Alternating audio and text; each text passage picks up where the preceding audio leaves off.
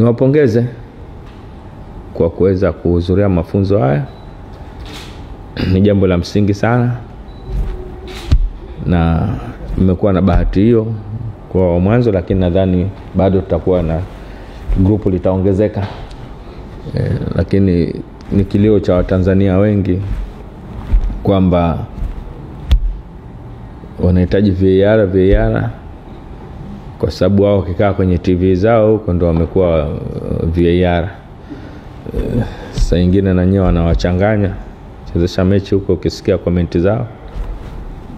Lakini baadaye tutakapokuwa tumemaliza na hao hapa tutazungumza tu wote tuwe katika jambo moja na angalau mpate position ya federation.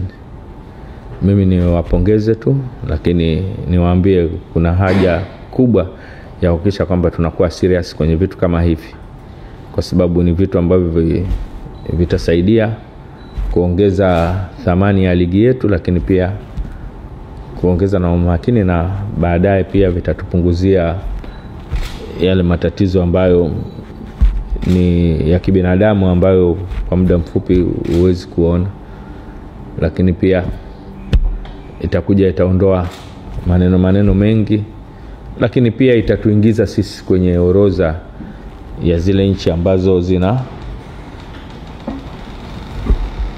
zinakuwa na hii teknolojia.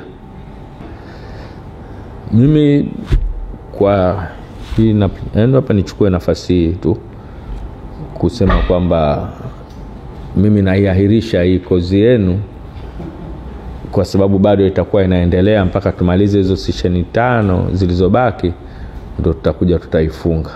Niseme kwamba nimeahirisha mpaka wakati mwingine, na natakia kila laheri. Inshallah. Asante.